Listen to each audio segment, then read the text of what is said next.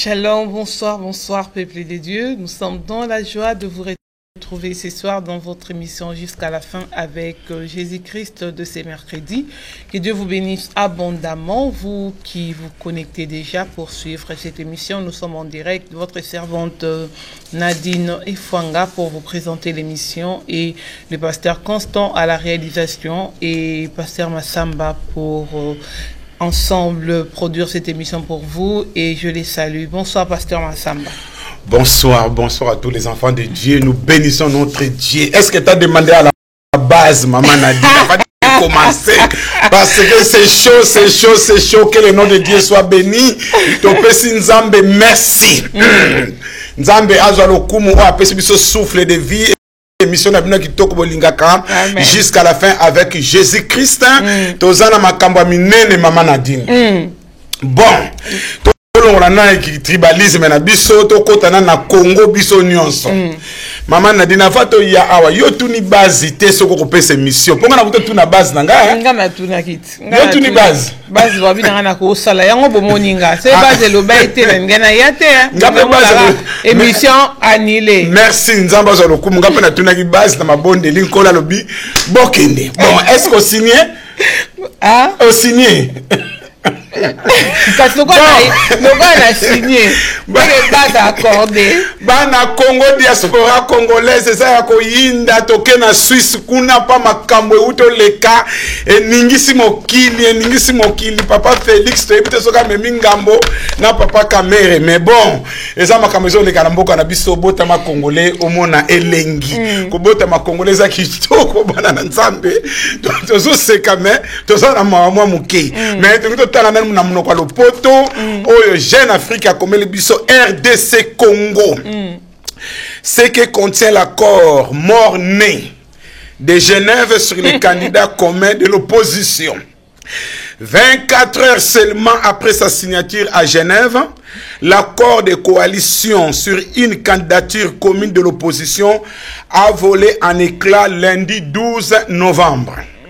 Mais que prévoyait-il? Jeune Afrique vous livre en exclusivité les documents. Bon, tous en attendant autant avec documents on a dit. C'est les documents dont tout le monde parle, mais que personne n'a lu.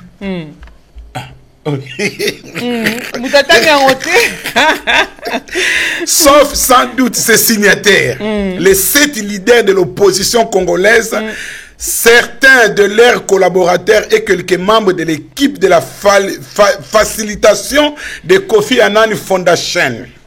Jusqu'ici, il n'en a en effet pas été rendu public. Bon, RDC, Félix Tshisekedi et Vital Kamerhe se retire de l'accord sur les candidats communs de l'opposition. Signé dimanche 11 novembre à Genève, après d'intenses négociations démarrées quelques semaines plus tôt à Pretoria, ce texte de 9 pages a incarné, du moins pour quelques heures, l'espoir d'une alternance à RDC. Pour la première fois dans l'histoire politique du pays, des accords majeurs de l'opposition s'étaient mis d'accord sur la nécessité d'unir leurs forces dans un élan d'action pour vaincre les démons de la division qui font le lit de la dictature et de présenter une candidature commune à l'élection présidentielle. L'engagement n'a tenu que 24 heures puisque Félix Tshisekedi et Vital Kamerhe ont décidé de s'en dissocier. Prenant les responsabilités devant Dieu. Bon, prenant les responsabilités devant Dieu, la nation, l'histoire et le monde, Jean-Pierre Bemba, Martin Fayulu, Vital Kamerhe, Moïse Katumbi, Freddy Matungulu, Adolphe Muzito et Félix Tshisekedi avaient ainsi résolu de transcender leurs divergences, leurs ambitions personnelles légitimes. Mais l'engagement n'a tenu que 24 heures, puisque Félix Tshisekedi et Vital Kamerhe ont décidé de s'en dissocier. Dès lundi, ces deux leaders de l'opposition ont annoncé tour à tour le retrait de leur signature. Autrement dit, ils ne se retirent plus de la course présidentielle au profit de Martin Fayulu, le candidat commun désigné. Bon, tout ce qu'on a pris, c'est qu'on Moulaï Mingi, ma camisa qu'on intéressé, biso, tolbela kama manzambe, mais mga pena na koti mutuna mwa muke a mama Nadine. Na ebité, le quoi to tourner na base na biso base na biso lobi na biso, to pesa émission na biso, na ndenge to pesa ka jusqu'à la fin avec. Est-ce que base lobi to lobi ya makambo? Base pas lobi to lobi la nuance parce que nous sommes sur la terre. Nous sommes sur la terre parce que Dieu nous a mis sur la terre. Daniel était aussi dans le milieu politique, hein, Daniel. Donc nous sommes Congolais. Faut tout le temps makambo. Bon, autant la Bible, bâton, basala qui fait le boussan sans bébé. Non, gire, bâton na nous base. Bon, voilà ce qu'on papa Félix, m'taluki ba makambo nyonso. Mais signature kaka mutu et cette maman lelonga banda makambo e banda kinga na lalite na koti na mutu na koti nyonso na koti mutu lokola Tatu André, je crois que Zolanda ngai Tatu André na Nanterre, ye aza mwana Félix Tatu. Yazo côté la Félix. Mais problème ali que mon signature. La rousse a lobi na biso boy na lingi na tanga la oya internaute. Nom d'une personne écrite par sa main et qui authentifie un contrat ou un engagement.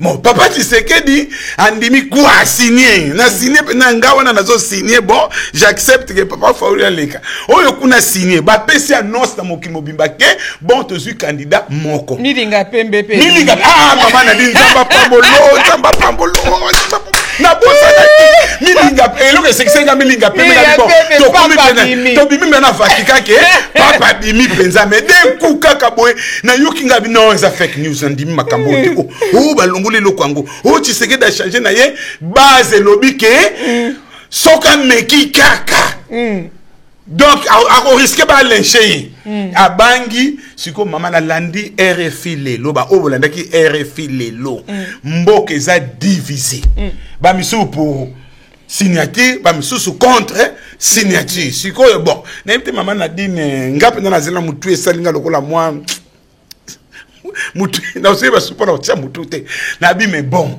mboka sikungana wuti mboka na moni mboka eza ya ko telema. Vous savez quand il y a des élections dans tous les pays mboka telemaka bat bazo so mbongo te misale za lisusu te infrastructure eza ya ko kufa bat bazo futa mate donc mboka eza ya ko telema siko to okene mbango po to démarrer voiture ya mboka na biso kende po misale banda ba jeune tozana bana ba mayele mingi na mboka na biso tozana ba licence ba tumi ba tangi mais misale zate siko mboka eza ya ko telema bo bango siko bo wuti Afrique du Sud bo leki soki Belgique bo yena Genève siko ndengo toza bo mama Nadine siko to ko voter nani ndenge tozabu biso neso ba congolais to voter sikoyo nani il faut tout na base to na base sikoyo donc bon to leki to tele ba na te muta so opinion na ye mais to bonde la mingi vraiment pour na voter c'est pe base le lobby ko voter to voter te hein voter pété donc so base ko voter te mais en tout cas maman loko na nezo salanga mo passe muke niveau international ndenge ba sepela ki na décision oyo ba mona ki to komi pena ini bomoko mais d'un coup ba mona kaka batika biso ngana yebite mama na wana théâtre de chez nous bon ngaya omoni mama na politique ya maboke omoni ngaya masapo ngaya omoni mama na dili badaka na zako ninga kokota na politique te po na mona politique et suisa nga mutu mais c'est pour koti yango te yango ya oluka so yo koti te yango ya oluka so comme na succès ya oluka yo bon to l'équipe bana na nzambe bon musolo to ki ngo muke mutu na mutazui par na ye boyebi mais ndenge balobi ka to sala mayele yango ba bi ke lo sako que votre oui soit oui que votre non soit non tolongo la paix tribalisme tolongo la paix tribalisme to défendre mboka moko mama na dinga ko tubanda bo mwana ko yela ngama ba tribalisme wana te comme mécano kutu te pa ya pasteur parce que baka bino batabandundu bokera ko tenga na muta ba Congo na za mundibu ndenge na lubaka bato ya bandundu toke pa ya biso ya bapangi na biso ba okera luba toke ne pa ya ngama na dine je bénis le Seigneur na ba mobuta article biso lo mo malika abatu balmone azakina ba défaille na ba qualité mais tata bo moko mokonzi bo moko mais tukana na tribalisme na linga ngote banda bo mwana na ngao ba yebi nga penza na linga ke loko wana te vraiment déjà kutunga na mu Congo ba mona ngalo kola mbunza moko soki mungana moko soki mongo moko boya ba kasana bota man Équateur mais OK donc ba tribalisme ça ramala muté bonzamba zo lokumu to pesi nzambe merci to bandi émission na biso kitoko to za ko parler na thème sur la famille de mercredi passé tu parlais qu'une famille à Obed Edom où il a vécu la présence de Dieu dans la famille ba sali la kinzambe pe nzamba pambola ki bango tant présence nzambe ça na kati na libota nzambe apambola libota et les autres bandits thème kitoko éviter les conflits tu parler sur la famille comment tu peux éviter ba conflit na famille na biso tu allez comme on a actuellement vie crise et quotidien partout ba famille ezako panzana bana libota moko bandeko bazako panzana héritage ezako panza ba famille maman na dit na yebite ce que on constate quand on bokende ça na pasteur okomona na lupango moko yaya za na lupango na ye mama za na ndeko moi ça na lupango na ye mais mama kufi tata kufi okomona yaya tiki lupango na ya locataire ayo ko vanda na lupango tata na mama oyo so moi si a locataire ayo ko vanda na lupango tata na mama donc conflit bandi bateka lupango bakabwana donc yango lelo tokota na kati na Bible, il y a rien de nouveau sous le soleil makambo e banda kala mais comment biso ba auto ko to sambelaka auto za rempli na Saint-Esprit oyo nzamba bengi biso comment to ko anticiper comment na musika comment to ko éviter ba famille ba conflit na ba famille na biso to ko mon exemple typique maman na dino ko tangela biso Genèse chapitre 13 to bandi na Genèse na mukana ne bandi za makambo banda kala donc tant masumu ekoti na mokili makambo pe mabe e bandi donc to bandi na Genèse chapitre 13 verset 1 à 13 mais autant la première partie to ke malembe. Abraham remonta d'Égypte vers le midi, lui, sa femme et tout ce qui lui appartenait, et Lot avec lui. Abraham était très riche en troupeaux, en argent et en or. Il dirigea ses marches du midi jusqu'à Bethel, jusqu'au lieu où était sa tente au commencement entre Bethel et Haï, au lieu où était l'autel qu'il avait fait précédemment. Et là, Abraham invoqua le nom de l'Éternel. Lot, qui voyageait avec Abraham, avait aussi de brebis, de bœufs et de tentes. Et la contrée était insuffisante pour qu'ils demeurassent ensemble, car leurs biens étaient si considérables qu'ils ne pouvaient demeurer ensemble.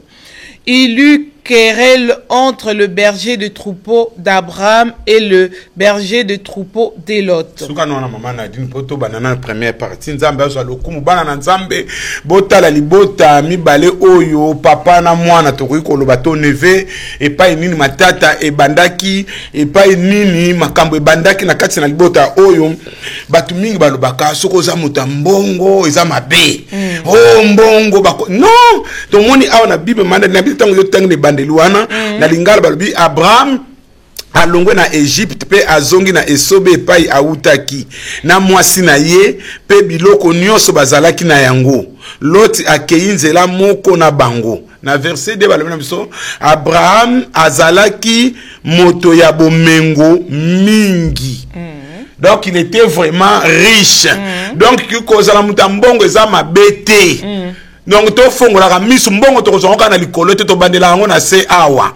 Abraham azalaki patriarche ako sala nzambe azalaki mutambongo bandako bokola pe ba meme na ye ba ngombe na ye azalaki na babiloko ebele ba pesi ba détails awa nyonso. Donc il était vraiment riche en troupeaux, en argent et en or. Donc azalaki bijoutier, azalaki na ba nini na ye, azalaki na entreprise na ye, nyonso wana epekisa mité. Donc tango za chrétien ezaka kate 24 sur 24 vanda kana kate église. Comme appelle commerçant, comme appelle ceux qui vétérinaires, au faut tanga, faut nous, on lukaka ko sala. Ceux qui maman pasteur, ba serviteur de Dieu mususu ba okena bango ba Chine, ba zo luka ba zo teka, eza na mpe mabete. Mais tambula ndena ko banga nzambe, toza na posa ya mbongo, mbongo eza ko servir pe musala ya nzambe. Abraham était riche. Ko vale te mbongo ko uta na likolo te chrétien, ko kasa tiso ko bondeli banda tongo ko gêner, banda tongo ti midi, likolo yo fonga mbongo eza ko kita boye, ozo ko zwango te mbongo. Abraham était riche et la Bible nous dit aussi que Il était riche, mais il n'a pas oublié d'invoquer l'Éternel. Abandaki ko bonde, yango moni ke richesse na yo fo otam etambula kana nzambe. Makambu na onyo so fe tambula kana nzambe. Dena alobaki mbala esima. Soki nzambe atongi mboka te, ba oyo bazali ko tonga bazoko sala musala nzambe. Ya pamba. Donc Yesu alobi que je suis le cep, vous êtes les sarments. Ye mutazali ko pesa biso force wana. Ye mutazali ko vivifier biso. Ye mutazali ko pesa biso souffle de vie. Ye mutazali ko pesa biso santé. Poto telema to kenepe musala, poto telema to teka to sala blo onoso, mais to bossa na kanzambe te invoquer l'Éternel, c'est-à-dire ezaka ko bonde la te me pesa ka pe dimi na yo, pesa ka pe offrande na yo, ke bana ba doctrine oyo bazolo ba ke dimi leka ke bandeko, pesa oyo ko pesa pona musala nzambe. Tangu nzambe apamboli yo, pesa to ko mona bana Israël ba serviteur de Dieu ba pesa ki ya mingi ko le ka pe nzambe apambola ki bango. Mais maman a dit le problème ezali awa que et là, on a moni bien, dans verset 5. Verset 5. Lot qui voyageait avec Abraham avait aussi des brebis, de bœufs et des tentes. Lot qui voyageait avec Abraham. Au moment où tambola, qui tu fréquentes, je te dirai qui tu es. Au moment où tambola na moutou aza béni. Si tu tambola na moutou aza béni, on va l'appeler kaka béni. L'autre qui voyageait avec son oncle, Abiki, parce que les frères au tambola na noko na ye, azo zwape mayele. Yo tambola na nani. Sir ma pe Abraham, l'autre nenga sala ko pas aki mwana. Azo tala noko noko habite soko ngo bonga. Tala kote ba sala raboy. Kote ba sala raboy. Ye penzambe apamboli akomaki pe na mbongo, ba tie komba richité. Pour Abraham ba souvenir pendant qu'il était riche, abondamment vraiment riche, azaki na mbongo. Mais ye ba tie richité mais tozo mona ke, aza aussi béni parce qu'il avait aussi des brebis, de bœufs et des tentes. Donc, mais, problème, c'est que ma bani na verset 6. Il y a comment éviter les conflits dans nos familles. Donc, la sagesse au bateau, ba jouaki, au to jouer pe lelo, et ko aider biso na ba famille na biso. Maman a dit, on continue à verset 6, tinasé. Et la contrée était insuffisante pour qu'ils demeurassent ensemble, car leurs biens étaient si considérables qu'ils ne pouvaient demeurer ensemble. Il y eut querelle entre le berger de troupeaux d'Abraham et les bergers des troupeaux de Lot. Les Cananéens et les Phérésiens habitaient alors dans les pays. Manadim. Place au verset sous les Cananéens, on les a versés wana. Verset 7. Tant on les sait bien. Il y eut querelle entre le berger des troupeaux d'Abraham et les bergers du troupeau de Lot. Les Cananéens et les Phérésiens habitaient alors dans les pays. Na verset 7 abasangisi yango boye ba kengeli ya banyama ya Abraham bazalaki koswana mikolo nyonso na ba oyo ya Lot. Tango wana ba Kananite na ba Phérézite bazalaki kovanda na mokili yango. Omoni maman n'a pas encore réfléchi pourquoi verset oye ko bima ba Kananeye bazalaki wana. Abraham na Lot bazako yokana bon madame. Nzambe apamboli bango. Ba serviteur bazalaki wana. C'est vrai, espace c'est comment il peut en tout cas en comprend donc moi il ça la autre mais zalakité mais nazako réfléchir présence à ba Kananeye oyo na ba Phérézien oyo sûr et certain na makanistanga ba travailleurs oyo bazako ko fréquenter bateau qui songi bandela ki awa muta ko panza ya sa musikati tala kanano zali ko fréquenter sigma ba travailleurs ya l'autre tant bazako kende babi mais non bino bozo mona te tala kuna ndengeza donc ndengeza boye bino fo bo gagner kotoyo tant ba ye na ba travailleurs ya l'autre na ba travailleurs Abraham conflit et bandit. Maman a dit, tant au conflit au bandit, il y a querelle entre les bergers. Mais entre Abraham, na l'autre, il y a mon conflit. Exacté. Ba berger, ba tie mon boulou. Mais mon boulot est que banga ko zope solution bango mon comme bazu solution te ba comme ko soit na mon boulot ekoti sûr et certain moko penda ya ka habiter papa l'autre moni ne to za boyko so ko vandi ka awa Abraham penda a ko domino ya ko boto lo biloko nyonso l'autre peut sûr et certain ba ko manquer Abraham atala habiter te makambo photo la longo malarme photo la longo malarme yango. Les conséquences du péché se font ressentir jusqu'au sein de l'institution divine qui est la famille et non pas épargner les patriarches. Donc les conséquences à péché et épargner qui même patriarchité parce que mutema mabe et bandi likolo kaka biloko ya mokili bikolo ndenge mokili zo bake bozui et pesi bokabwane donc bozui mais bokabone koti likolo ya ba travailleurs mais to bona siko sagesse mayele oyo Abraham azalaki nango yango ko fréquenter ba mikolo même na ministère ko fréquenter ba tata oyo ba sala liboso ba ko aider bino na ministère tozo ko ya mama na dino ko tala ngai na verset pas il conflit yango et pas Abraham azo qui parole je crois na verset 9 verset 8 oui Abraham dit à Lot qu'il n'y ait point, je t'ai pris, de dispute entre moi et toi, ni entre mes bergers et tes bergers, car nous sommes frères. Tous les pays n'est-il pas devant nous, devant toi? Sépare-toi donc de moi. Si tu vas à gauche, j'irai à droite. Si tu vas à droite, j'irai à gauche.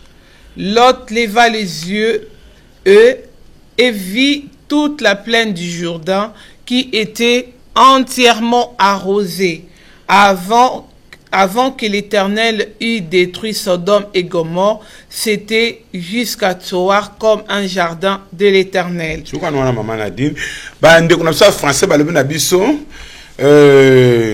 Mieux vaut prévenir que guérir. Maman Nadine, mieux vaut prévenir que guérir.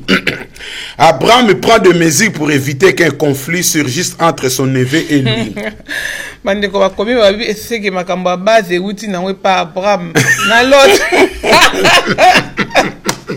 Merci, bande comment base oui. Ba concité pe base. Merci, que Dieu vous bénisse. Au moins, mieux vaut prévenir que guérir. Et là, comme on a mon auto-utilisation dialogue. Bana nzambe et là, qui dialogue exacté.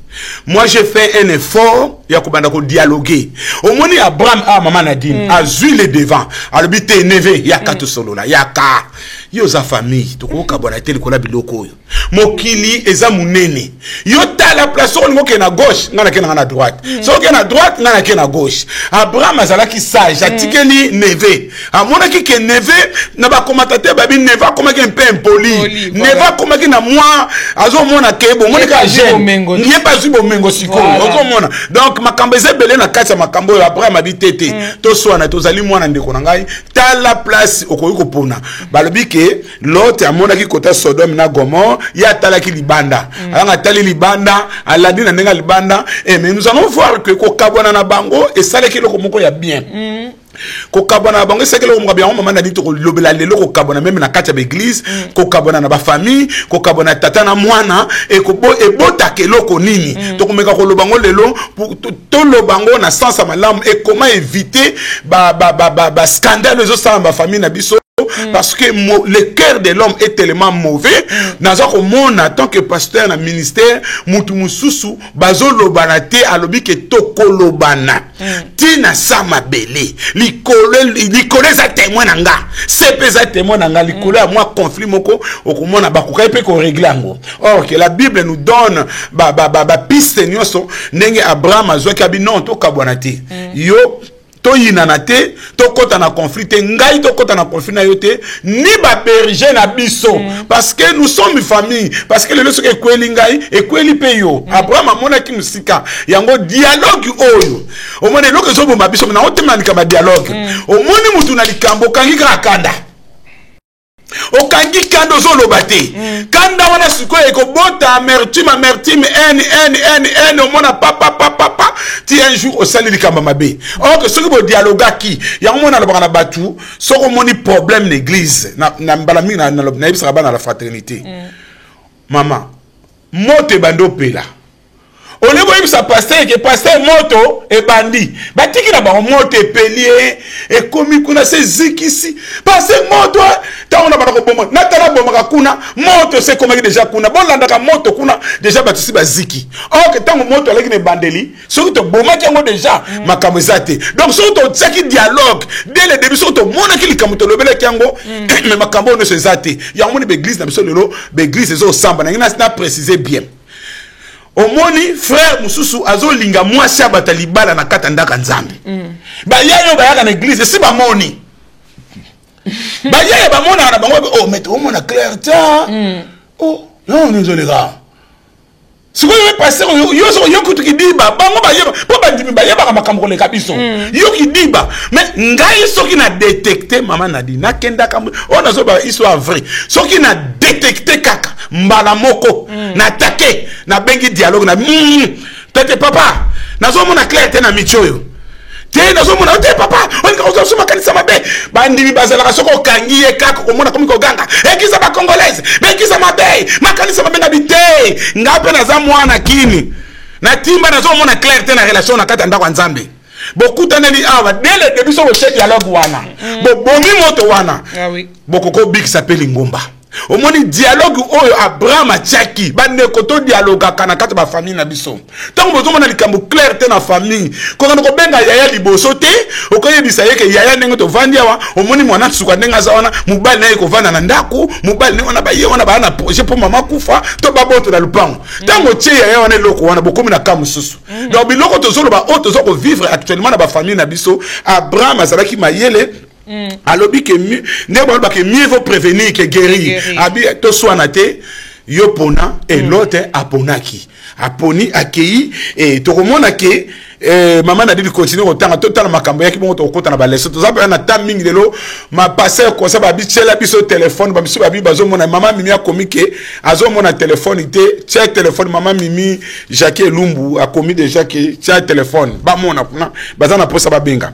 Lot leva les yeux et vit toute la plaine du Jourdain qui était entièrement arrosée avant que l'Éternel y détruise Sodome et Gomorrhe.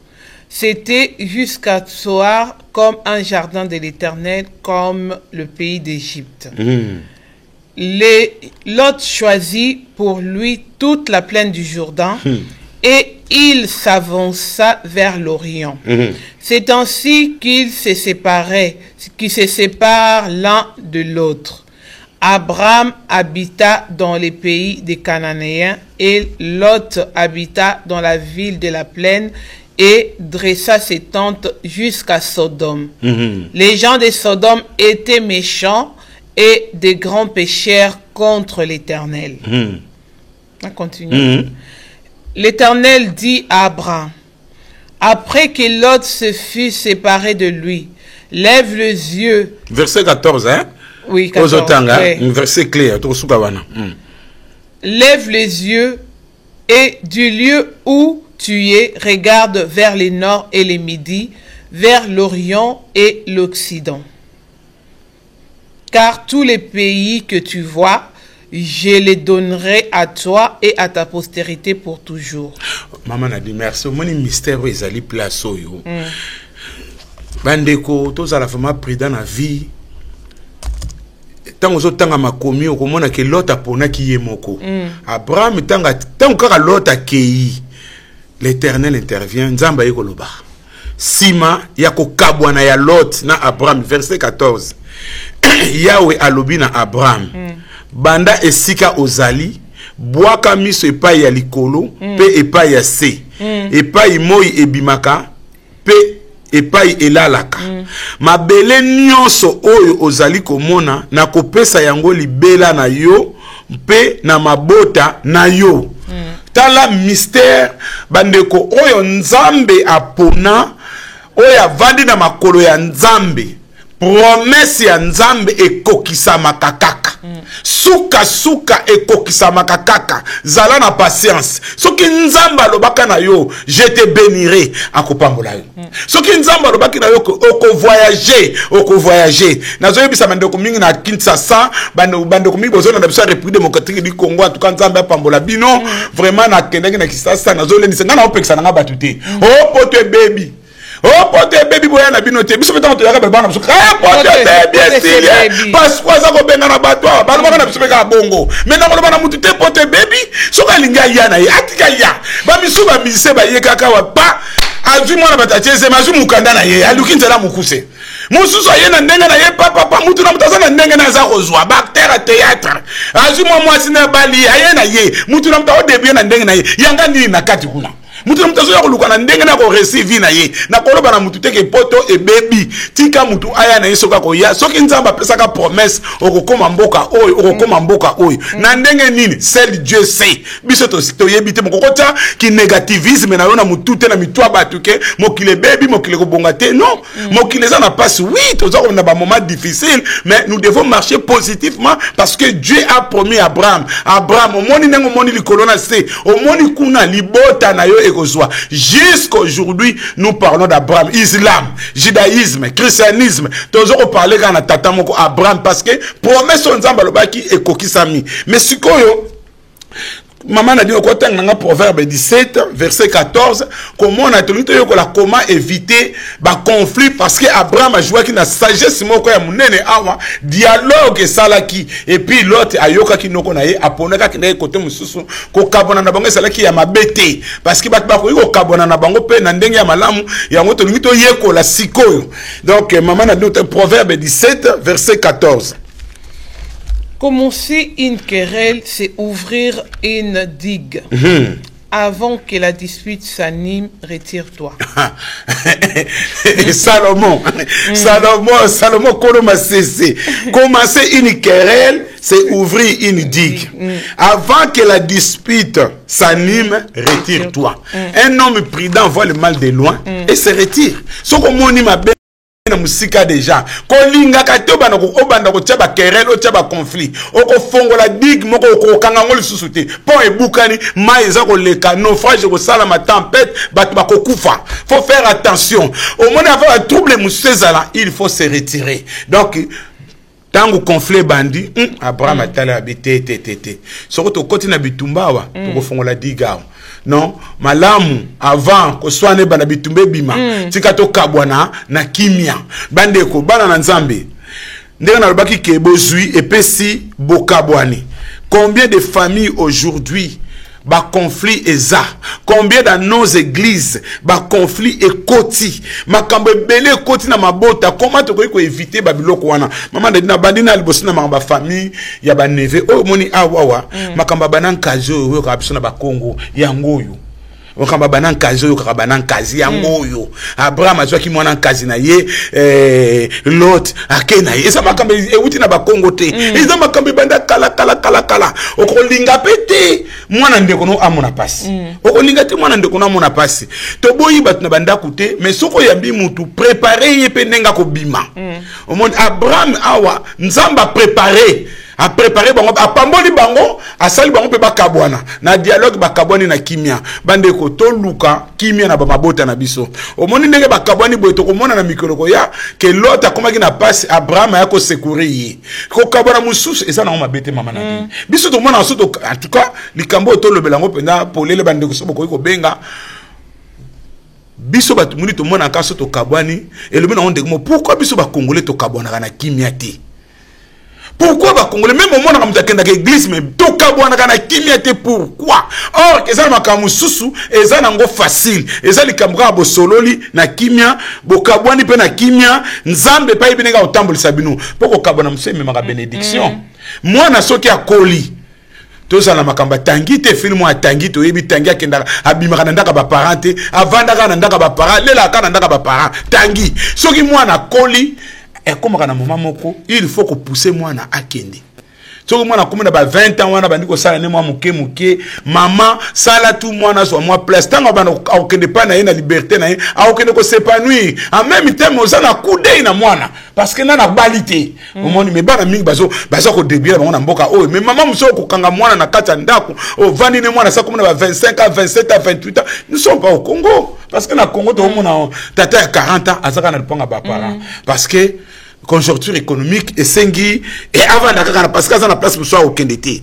au monde donc bref maman Nadine et l'autre comment nous devons éviter des conflits dans nos familles dans nos églises aussi nous devons éviter des conflits to komona ka wana to koyeko na pesa comme exemple que to komona ka ya Paul makabona na Barnabas ngana lobaka na église to swanate parce que ça peut nature passer masamba te na ministère ya ko swanaka soko moni ko benga mana yo ko ya ko changa ba ba qualité ya ka lo ba passer na bengami to ko fongo l'église nazaka na kakate o pasteur moka linga kene natika nazana na pasteur de pasteur Jean-Marie bazé belé wana soko mona koki le bac est passé à Massamba na koki qu'est-ce qu'on aura bandimi 4 5 té aux sala ba réunion à c le bac est na koki toujours to ke tika yo to tiko wapi so les commandes la jolie kuna ba congolais belé ba comme les commandes to ke tiko kuna au bande église kuna parce que place to comme encombrant parce que comme 7 pasteur 8 pasteur c'est trop et donc kende to soit na té mais zate le loba na li souté mais beaucoup invoquer Jésus en ndengini kokam beaucoup invoquer Jésus en ndengini donc église c'est sa place ya ko soit na kate comment éviter des conflits nous devons éviter des conflits nous devons faire vraiment un effort dans nos familles combien dans nos familles c'est triste de constater que les biens et ça source à ba conflit dans ba famille na biso o esali o etali mena surtout li kametali héritage maman na dindi kambo etali héritage lelo oui tu mandako tsango kate tolo belango na tu mandako tsango kate héritage leo na ba famille et komi na yebite na mboka na biso na kena kisasa na baba na sima pango mingi tekami mais conseil na kopesa ba tuba oteka ba mapango wana ba misusu bazoko se retrouver na balabala croyant que soka zui 15 000 wana soki 20 000 ba ko kabola akozwa ndako mbala moko akoma na kinkolo be place zate akoma na maluku be ba kosi mbongo esili akomi kotambola na balabala ba mbongo mabele wana ezaka na makambo ebele na ba famille yango moni que moi je préfère so ba tata na so ba sombaki mapango. Mais pourquoi biso moko bana to ko somba te to yo vana le panga tata to kanga mi wana to nganza mi wana to zo ko swanela wana to zo mais non non yango ba conflit so kota na ba famille malamu mutu na mutu asomba lupango na ye ngakutu na pesa ka conseil mbala mingi na baka soki nzamba pamboli yo oboti neti bana 4 ozana mbongo oza pena na ba moyen sombela tous les 4 enfants mapango na yebte mama na diso ke mona onde kasi masambo za po obligé osomela ba mapango te no ba domingo ba somela ba na mapango le ba na ba comme ba finir do ba na ba ngo bazo bundela comment se fait-il le pango banda papa na bino somba le pango bino bana boti bino bo ko somba le pango te est-ce que papa na bino tonga somba ki le pango ba ki ke limite ya mapango ngana sombi yango le bino à venir na bino bo somba mapango te. Non mais maman a dit nous a raison on n'est pas obligé mais na bi bien sûr on a ba moyen parce que to mona lelo mona tata kufi bana ba komi ko telengana na uti na kaya na uti mona kama na kisasa mwana muka zolo babi papa na sasa kana mbongo metanga kufi ba botelo biso ba bengana mais siko papa sama tango le bi ke acha na koma bana siko papa ngo kufi bana ngo baza mikie ba oboto la bango ngokala non mais kasi on to lebite non ba ko boto ata kutu ya mikolo kutu bazo boto la bango oui mais bongo siko ya mikie yango to ba pona ko éviter ba conflit parce que to mona lobby pona ko éviter ba conflit na ba famille entre bana na bana parce que to yo mona ki kayana belle ba beba na ki bana libumu moko pona bana na bana ba beba na te to zo ko mona ki soko za na ba moyen na yo ngala za na pese net na za na bana misato na ana mbongo na ngai mama na din mbongo na ngeza mbongo za pona bana na ngai ya ngana mwasi na ngana bana na someli Deborah na someli Sarah na someli Macha pourtant ba ko kola ba yebi ke tata na biso atika biso mapango et puis tant ozo somba na faut que na tribunal hein OK pas notaire malgré mboka na biso na yo za awa hein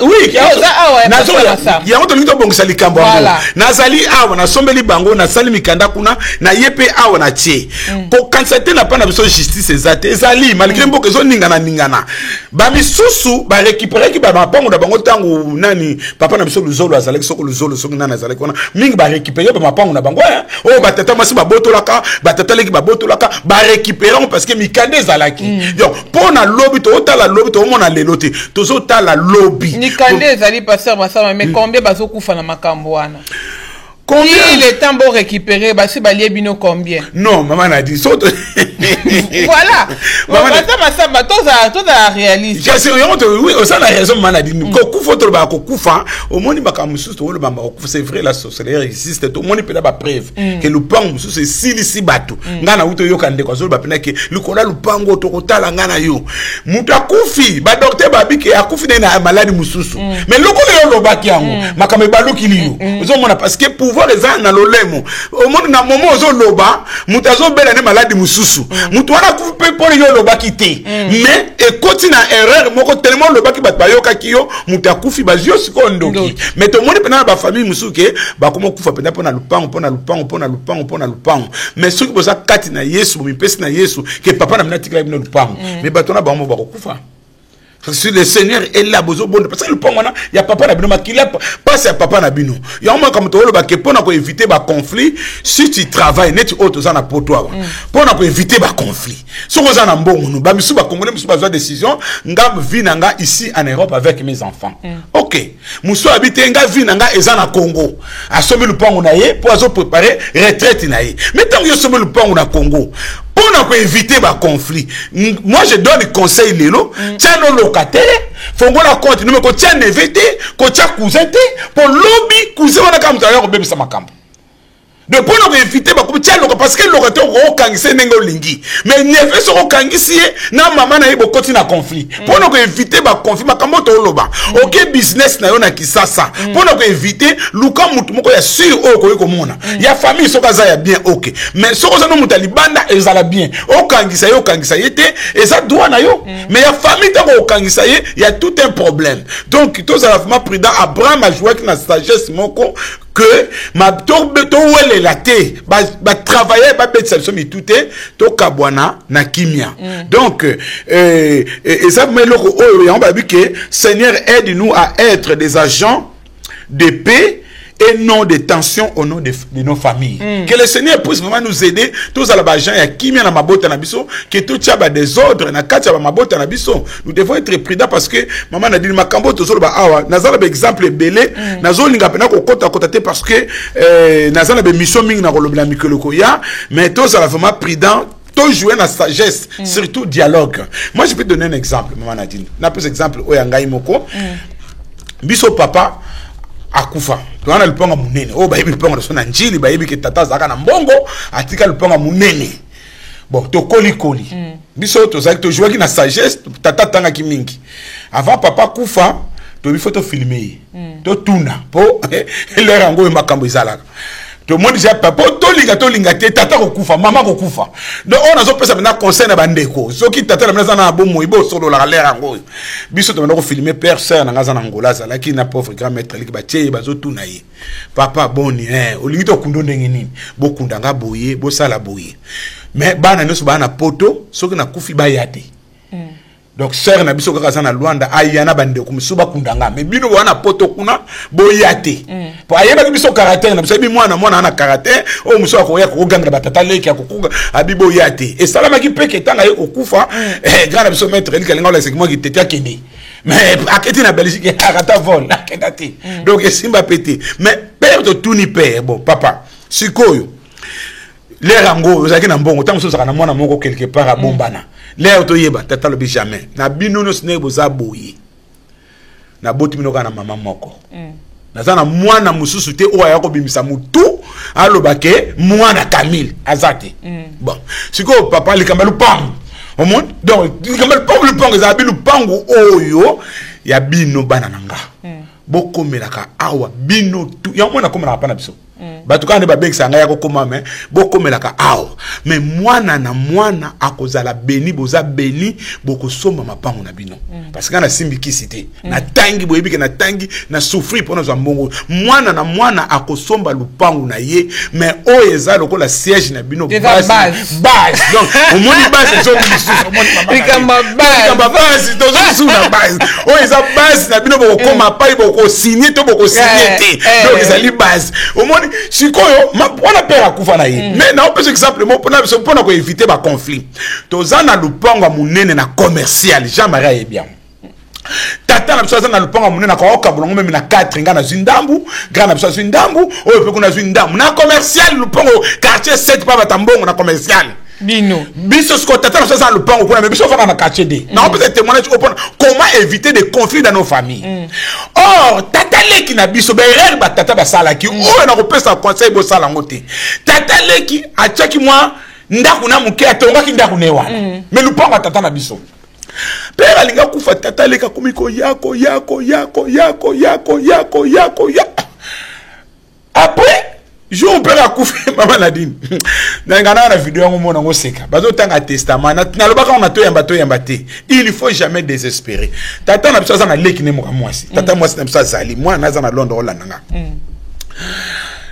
tata na biso sa préparer ki makambo na tali famille abi pona bana na ngaba za la kimia Congo ti to ba Congo po bana na ngaba za la kimia et loko fona pesa ngo bata famille bana nga batika na oyo muta déranger bango azati tata moi na biso elle avait même pas l'espérance ou l'espoir que batekeli bomengo moko ayeba kité donc il y a vandi ya zo le lande koné asa kufi et c'est silipo na yi parce que ndeko azako bixé ye wana bazo tanga testament oh babike lupangu po bato osaka lupangu 7 lupangu 7 papa tambongo kuna bazo osaka lupangu wana lupangu baotanga so hotelengo osaka bakosala mo théâtre lupangu oyo ya quartier de atikeli bana nanga na mwasi nanga vanda awa muta déranger bango te lupangu oyo ya quartier 7 na commercial so hotel bina réaction ba famille bonso ba vandi ni na tikeli yango leki nanga ya mwasi aza l'unique sœur non l'unique donc moi na mwasi kama moko nazana ye wana leki nanga ya mwasi na tikeli yango ye na bana na ye noko mama Nadine nazo soko matanga mutu akufi matange ozo senti que matanga bakomi ko ningana tata leki akomi ko baluka po ya tonga mwelo kone wana kaka na butu wana kaka 2 jours mutu mwa tata mwasi kendo kota bana tata mwasi bakenda tata leki fabima lupango ya biso matate bandi inane kokakite lupango na bateki yango pour conflit sur conflit donc bana tata leki bana donc mon boulé on a une histoire vraie on a vivre na famille na biso mon boulé koti bakam donc tata leki bi non to yoko na kaka to teka lupango ina ne koka kite ba teki lupango père aleka ke soma na des bonhommes tata moi c'est ça sobi na njili na kati 1 wana kaka mais conflit wana tata moi si a géré jusqu'à sa mort. Moi na muka tata leki na ça comme les bembenete na yoka likambwana mais comme je suis serviteur de Dieu na keki sasa na benki sœur na ngola to yaki na kisasa mbalo voyage mo na umeli o mona nga ba photo na batata mwasi to vandi réunion to kendela ki ngwana do bi tata mwasi tala o tikala yo moko ye kuna asombi lupango na ye yo osombi lupango na bana tata sala ki bopo a éviter conflit po biso pito za na kimia po biso na kimia ba déranger biso te biso na kimia. Mais tata moi c'est to solabi ke bana nanga songa na kufi bana wana bayate mama to déplacer quitter to vanda iner na tata mwasi pona ko te ya ye kaka le pardon to vandi on a ba histoire vraie bande ko photo limbisa mais tata mwasi ka église bana na pe ba ka église mais ba lingo limbisa la te siko ni kolongo bo ko kota ndenge ni ngabi tata mwasi soki yo limbisité papa mwasi okomona passe pour kufa. Faut limbisa donc il faut to vendre na certi to na bana ye moko tata mwasi to convaincre ye si to moni tata mwasi ati merci bana nangai merci nzamba limbisa merci bokena kimia ozomona comment éviter des conflits dans nos familles na pesi témoignage opo na kolakisa ke tokeba na ba makambo yo to benga mabele tokeba nango parce que biso papa zala ki mayele biso le nom ta déranger biso te papa épargner ki biso comment éviter des conflits babiloko ezonga te ça fait mal maman ozoki na Afrique au mona yana ya baloba na rasute ba comment ko leka na mabeba beba na likolo lupango tata amona ki musikate yango to anticipaka to zala ka mayele même na bana na biso tozo bota awa to zala fuma mayele donc ba conflit na ba famille comment nous devons l'éviter. La Bible nous donne la sagesse oyo tangi na proverbe commencer une querelle c'est ouvrir une digue avant que la dispute s'anime retire-toi avant que ba conflit salama neto zabo elelo mama Nadine avant que mon boule kota tango zana ba moyen na yo so ko somba le pako no sombi so pe ko somba te ce n'est pas grave batu nyos batanga mate ba soma mapango batu batanga mate baza la président batu batanga mate ba signer kuna na base pe lobe longo ni susu batu batanga mandengo wana te donc que le Seigneur moi puisse nous bénir na moi muko to lepte mada ni kuna ba commentateur tant susu mutu les alliés ngape na ni ko anticiper te pour exemple les belé to za de mission sur la famille na lepte so kuna ba commentateur ba commune Kamitune eza penate mais ba commentateur msolo bi non soko vanda na poto le pango bana no foso mana poto Ah, bon, ça c'est ça sur les Cambouis. Non, normalement, bon, ngai na peu cet exemple, ce qu'on va moyen zali parce que ce qu'on a moyen, il y a ressomme le pan on a poto, ressomme le pan on a poto. Mais na peu ça sous conseil na bandeko, au sous ça na moyen ressomme ma qui coucou non na qui ça, ressomme pe qui coucou non ko comme la rapona au paiement. Mon parce que tu as mis l'obité retraite. Mon retraite n'est pas mboka auto. Ça peut être mon bateau ko sala awa débat na bandeko. Mon retraite mususu ya poto, maman qui mu bangi ya poto na biso batu mundi a facilité hein. Ne pasteur Massamba, moto pas sali 40 ans ah pas que ça retraite en Afrique et ça peut facilité hein. Oui, je crois. Politicien té, sokoza nani té et ça facilité hein. Oui. Dans bateau belé ba meki angonga na so biso ba kimi hein. Ba kendaki hein. Mais ba zongi. OK. Parce que ba bito kokité. OK. Mais bah kendaki penza retraite. Non toke na biso de quoi de so pension ah wa to si musala toke na biso kuna to ke kopema. Avant d'être mbula te ba bi ba kokite ba zongi. Donc ton fisela makambu yo on les ba conseil to ça makam na ba illusion te hein donc to kansaka ke o te na kokende ko sugisa. Nzambe ya biso ke okende ko ke sugisa kuna. Est-ce que nzambe mutaye biso? Il faut que tu na base. Voilà, il faut que tu na base na prière. Donc tu as na base, il faut que tu na prière, mais eza na ngoma bete mama na dinga mana conseil à batu, eza na nganga na conseil à batu. Ce qui na moyen ko na kisa c'est zali otongi parce que kuna eza mabele pena pa uta, awa peso moyen ko tonga awa ezali otongi pona bana. Zo mona mais problème na zali comment éviter des conflits que bana na biso lobi ba kabwana te.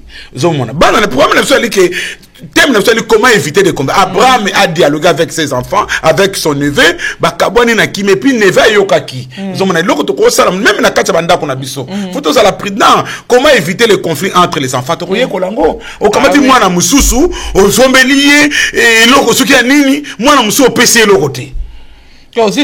Ozinda kumoko sombi Lora yo somba noka moko muze onchika na komba mwana moko. Ya mukoma mwana moko. Bana msusu bazate. Bazate. Obi ba msusu wana longo ba na testament na cheli oyo. Ça veut dire que yo tikeli mwana na komba libela. C'est ça.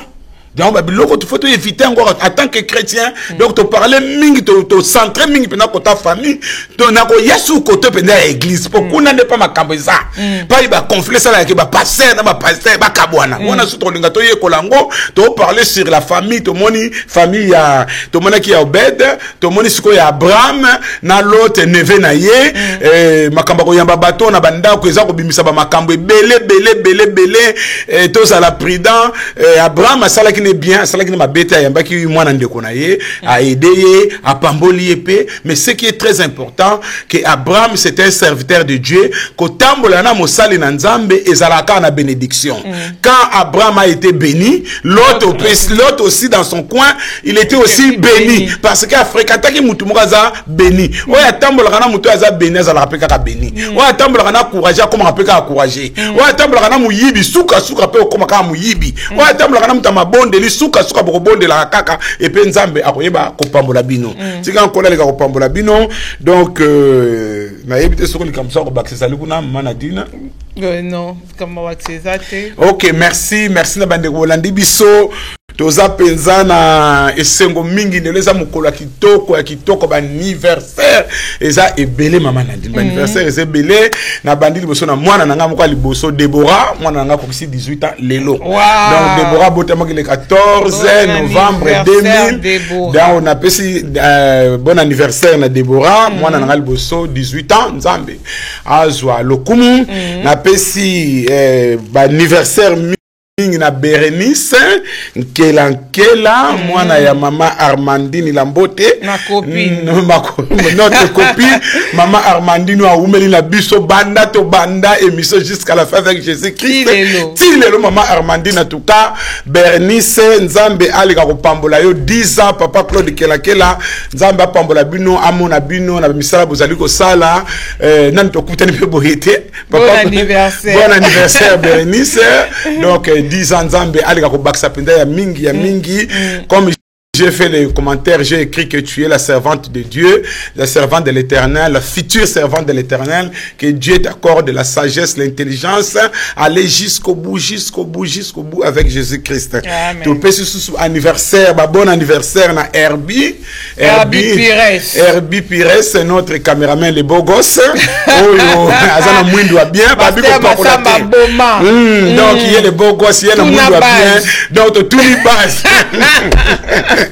Notre caméraman, en tout cas, Nzamba Pambola Bino, vous allez sage, en tout cas, Bino le Sobana EPV, vous avez ramaillé les ming, vous avez la fierté à jeunesse, Kola Pambola Bino, puis tu peux si bambo, tu n'as pas de kebele, ah, maman Nabiso, maman Lydia. Maman Lydia, il y a une option d'église lobby. Avant de bové. Voilà. À lobby passer ma samba na landa ko banda kala mais na lobby lelo fona mone penza fara boy. To comment il y a na culte, lobby na culte na la fraternité to mone à côté et puis à se présenter à binga maman Lydia na vanda na bové. A outa ki bové. Si argenté. Aya ko kuta na biso to prier ki na ensemble à se pela ki mingi. A bien tout quand ma pambola bino na maman Nadine, ko la pambola na EPV télévision. Donc maman Lydia, merci. Na pesa bande kuno sa bové kuna mbote. Pe to pesi mbote na mwana na biso Denzu na maman Fabiola bino kuna bozana 91 je crois. Maman papa Denzu na maman Fabiola na libota mobimba kolo apambola bino bozolanda biso. Pe to pesi Mukendi Roda na cité Salongo mbote mingi Mukendi Nzambe abatela bino to lingi to pesa proverbe. Bon, proverbe za moto awa nasi tatu bavon oza kolanda ngai ngana bagi no ba proverbe na za koloba papa bavon na bagi chango na chiluba ozo chano na chiluba te siko na ndoluka na ngai ba pende ba pesa ngai na yekola kipende na ngina yekola chiluba yo lingi leksenga ka malukai siko ngana ngila luba mnoka lopoto ba oyo finga ka bokeba ba lobi na biso boy n'insultez pas les crocodiles oyo bana londe ba crocodiles N'insultez pas les crocodiles lorsque vos pieds sont encore dans l'eau. Vous voyez, le professeur facile.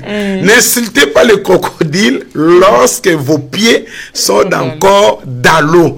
Soko bimi, wana bana ko finga ngando. Mais tangu bakoleza ko finga te ngando yo mwindu. Ngando yo boye. Ngando yo kotela. Yo makabo sala ki kuna ofingi ni yanga batu. Olie nani ngando. Makoleza na kata mai keba. Toyokani Nzambe alika kopambola bino nyonso bolandi biso to kutela bino Dieu voulant mercredi prochain to continuer à thème na biso sur la famille lelo to yekoli comment éviter des conflits oyo pasteur alobite Saint-Esprit akosunga bino na bandaku akolobela bino su koleka mingi. Nous avons besoin de vos prières. Priez pour moi, priez pour nous. Nous avons besoin de vos prières afin que le Saint-Esprit puisse vraiment nous donner la parole, la sainte doctrine to enseigner bino oyekoki pembo te na ba pasteur nyonso bazana mokili mobimba pembo te na bandeko nyonso bazana République démocratique du Congo kimia ezala kati na mabota na bino na zongi maloba na mama Nadine. Est-ce que tu n'as pas ça vaut donc ça malouba? Tena na tu n'as pas. En tout cas, le nagi di kambabas. Le nagi kambabas, le lo. So tu na bino bas na biso. Est-ce que bon dimito suki se mission le lo? Vous pouvez se biso accord. So vous pouvez se biso accord. Te tozara na plateau à tozolo baka. Bas, vous pouvez se biso accord. Si quand on continue, toto fi. Papa Rigo, bon benga si ko vite. Papa Claude kela. Tokata toto continue. Papa Claude kela bolobi nini si ko bas na biso si ko. Toze la bino kangana china na loboko. Ngana ko finga na ngando te makoleza na kati ya mai yao bosoki na fingi ngando so na fingi ngando ba yo buku tanga makolo base passer ko sa base lobi nini to continuer to Ngaso qu'on a signé après on a changé ma idée. En tout cas, Yolande doit le bito continuer. Ah bah ça le bito continuer. Maman Yolande, tu comme la souka. Maman Yolande Nzamba pambola yo. Non, base, non c'est la base. Base volobi nini. Ah papa Tshisekedi. Eh pourquoi on a besoin de Congo ça na makati. République démocratique du Congo, botama Congo, le monde est lengi. Ah, t'es un boka la biso. En tout cas, tu l'as dit, la biso, papa Christophe Bala et Alobi Tokata. Papa tapis, non, papa Christophe Bala. Papa tapis. Papa biso Tokata. Papa Rigombert, Alobi to continue. Base, comme si on a confis, on a le cas qu'on a pouvoir. Bon, si on a la base, pouvoir.